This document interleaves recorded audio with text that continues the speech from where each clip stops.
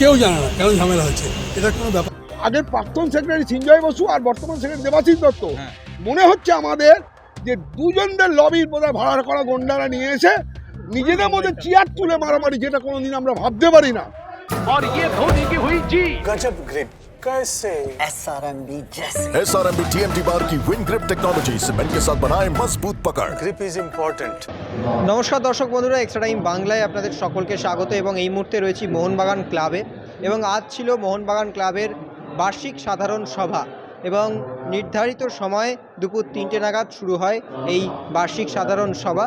এবং মোহনবাগানের প্রত্যেক যারা মেম্বার তারা কিন্তু কার্ড দেখিয়ে এই বার্ষিক সাধারণ সভায় প্রবেশ করেন, এবং মিটিং শুরু হওয়ার কিছুক্ষণের মধ্যেই গোটা পরিস্থিতিটা কিন্তু উত্তপ্ত হয়ে যায়। যদিও সাংবাদিকদের কিন্তু সেই সময়ে ক্লাবের মধ্যে প্রবেশের পারমিশন ছিল না, তারা বাইরেই ছিলেন, এবং সেখান থেকেই যা দেখা যায় কিন্তু উত্তপ্ত হয়ে ওঠে গোটা পরিস্থিতিটা। এবং মোহনবাগানের প্রাক্তন সচিব সৃঞ্জয় বোস তার বক্তব্যের পর পাল্টা মন্তব্য করেন মোহনবাগান সচিব দেবাশিস দত্ত।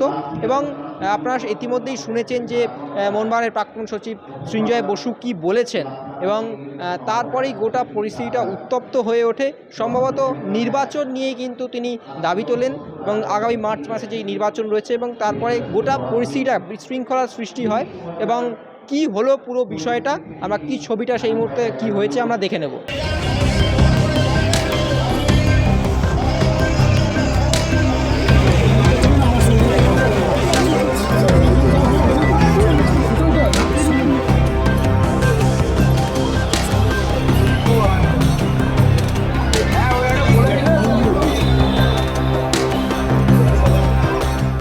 কি হয়েছে কেউ জানে না কেন ঝামেলা হচ্ছে, এটা কোনো ব্যাপার না। ভেতরে চেয়ার নিয়েও দেখলাম ভাঙাভাঙির একটা দৃশ্য।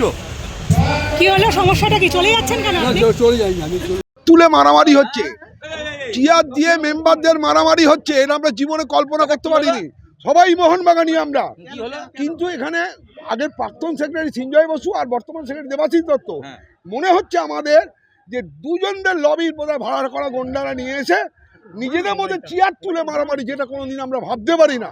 এটি রাজনৈতিক মেম্বারদের মধ্যে এবার কে কার লবি তো বোঝা যাচ্ছে না, চেয়ার তুলে মারামারি করছে। সঞ্জয় বসু আইনের কথা তুলে ধরেছেন, দেবাশিস বাবুও আইনের কথা বলছেন, কিন্তু শুনতে হবে তো। তারপরে চেয়ার তুলে মারামারি মেম্বাররাই চালাও, মেম্বাররাই মারপিট করলে মেম্বারদের মধ্যে লবি তৈরি হয়ে গেছে, যে লবিটা রাজনৈতিক দলে দেখা যায় না, সেটা বলতে পারবো না কাউকে।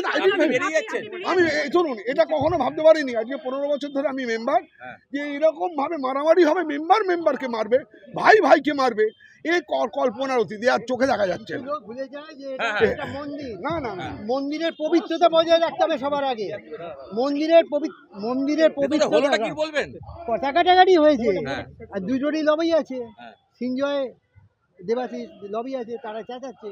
এই হচ্ছে যে সঞ্জয় বসু অত্যন্ত সঠিকভাবে নির্বাচনের প্রসঙ্গ তোলাতে দেবাশিস বাবু বারবার করে নির্বাচনটাকে পিছিয়ে দেওয়া যায় কিভাবে সেই চেষ্টা করছিলেন।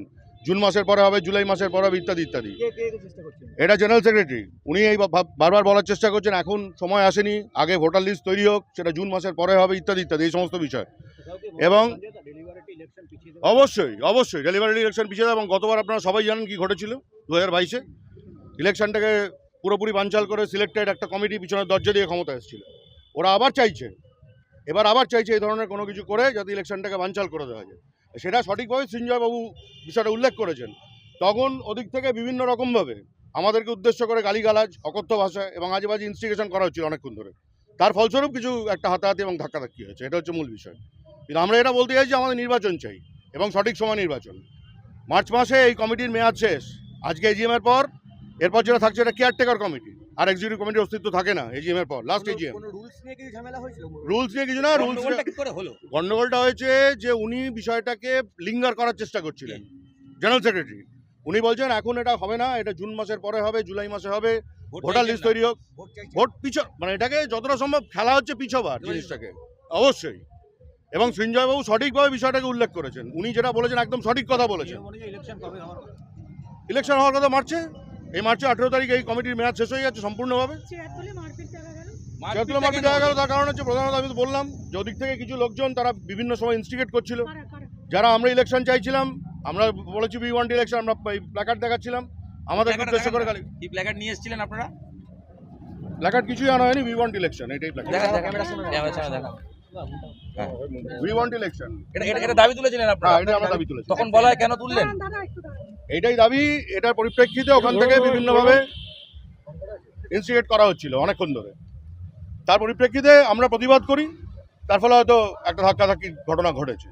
সেটা অনভিপ্রেত, আমরা সেটা চাই না, কারণ সবাই মোহনবাগান পরিবার। কারণ 18-র পরে আবার একটা এরকম ধাক্কাধাক্কি 2018-তে একবার এরকম ধাক্কাধাক্কি হয়েছিল, সেক্ষেত্রে তো 18-র পরে আবার মোহনবাগান ক্লাবে এরকম একটা পুনরাবৃত্তি এরকম একটা পরিবেশ। সেটা দেখুন, এটা বড় ক্লাব, ভারতের জাতীয় ক্লাব, এত মেম্বার, সেখানে মনোমালিন্য হতেই পারে, এ ধরনের ঘটনা ঘটতেই পারে, এটা কোনো কথা না। কিন্তু আমাদের একটাই কথা, আমরা সঠিক সময় নির্বাচন চাই, কোনো সিলেক্টেড কমিটি আমরা আর চাই না। পিছনের দরজা দিয়ে যে সিলেক্টেড কমিটি আগেরবার ক্ষমতা এসেছিল তার পুনরাবৃত্তি আমরা চাই না। প্রভোগ করলো যারা, তা কি মেম্বার? হ্যাঁ, অবশ্যই মেম্বার, ভেতরে তো মেম্বার ছাড়া কেউ নেই। তো আপনারা শুনলেন সদস্যরা কি বললেন, মোহনবাগান সদস্যরা কি বললেন, সেই উত্তপ্ত পরিস্থিতি থেকে বেরিয়ে যাওয়ার পরে কি বললেন তাদের মুখ থেকে আপনারা শুনলেন। কিন্তু এই পুরো ঘটনাটিকে একটি ছোট ঘটনা বা এই রকম ঘটনা আগেও হয়েছে সেই রকমই কিন্তু দাবি করলেন দুপক্ষই, মোহনবাগান সচিব দেবাশিস দত্ত এবং মোহনবাগানের প্রাক্তন সচিব সৃঞ্জয় বসু। দুজনেই কিন্তু প্রায় একই কথা বললেন যে কি আগেও ঘটেছে এরকম একটি কথা, কোট আনকোট বললেন, ফুটবল 90 মিনিটের গেম, সেখানে উত্তেজনা থাকে, এজিএমে উত্তেজনা থাকবে না তো আর কখন থাকবে। তো কি বলছেন দুই কর্তা, চলুন সেটাই শুনে নেওয়া যাক। বলেছে একজন আহত হয়েছে এই মুহূর্তে, আমার জানা মহিলা সদস্য তার হাতে লেগেছে। দেখুন, ধাক্কাধাক্কিতে হয়েছে হয়তো, কিন্তু চেয়ার দিয়ে মেরেছে বলে আমার জানা নেই, এরকম আমি দেখিনি। আর দেখুন, আমাদের এগুলো হচ্ছে স্পোর্টস ক্লাব, উত্তেজনা থাকবেই। আমরা ফুটবলের সমর্থক, 90 মিনিটের আমাদের শরীরে আগুন ধরে, তো সেই জন্য উত্তেজনা থাকবেই। আমরা হকি খেলি, আমরা অ্যাথলেটিক্স খেলি, আমরা জিততে এতটাই অভ্যস্ত হয়ে গেছি গত 4 বছর, আমাদের মধ্যে উত্তেজনাটা একটু বেশি থাকবেই। তো সেই উত্তেজনাতে বশত অনেক কিছুই হতে পারে, কারণ আমরা সবসময় ভাবি যখন মাঠে আসছি সেটা খেলার মধ্যে আমরা ঢুকে পড়ি। তো সেই জন্য ওটা খুব কিছু সময়ের জন্য একটু হয়েছিল। তারপরে মেম্বারদের মধ্যে সবাই ভাই বন্ধু।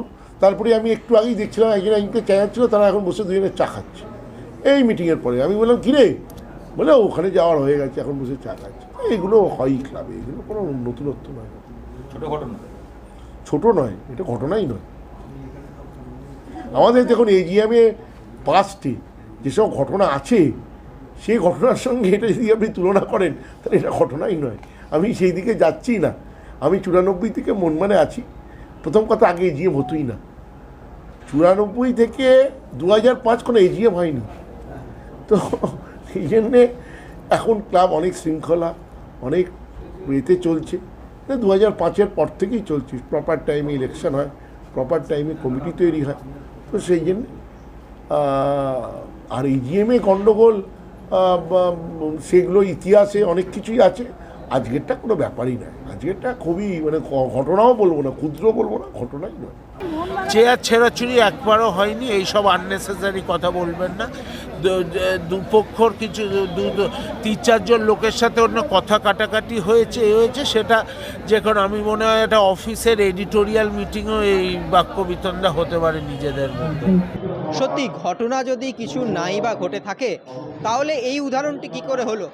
এই মহিলা, তিনিও কিন্তু মোহনবাগান মেম্বার, তিনিও এসেছিলেন আজকে বার্ষিক সাধারণ সভায় যোগ দিতে এবং তার হাতে কিন্তু চোট লেগেছে। হ্যাঁ দর্শক বন্ধুরা, খবর অনুযায়ী যে চেয়ার ছোঁড়াছুড়ি হয় এবং যে উত্তপ্ত পরিস্থিতির সৃষ্টি হয়, তখনই কিন্তু তার হাতে চোট লাগে।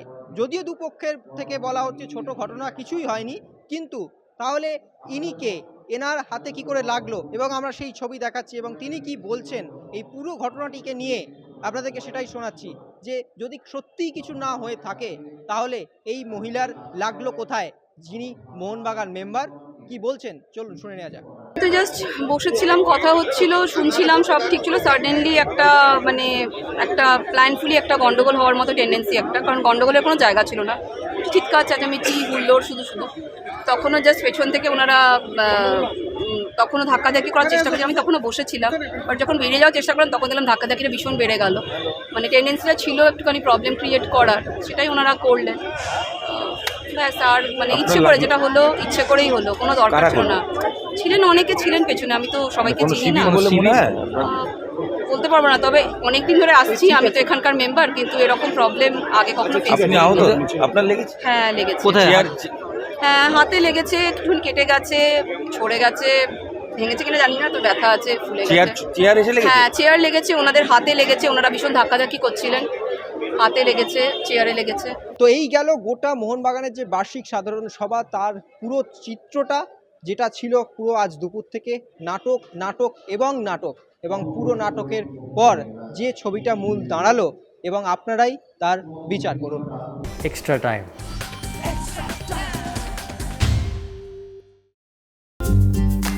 লেটেস্ট নিউজ আর এক্সক্লুসিভ ভিডিওর সঙ্গে আপডেট থাকতে এখনই সাবস্ক্রাইব করুন আমাদের ইউটিউব চ্যানেল। বেল আইকনে ক্লিক করতে ভুলবেন না যেন।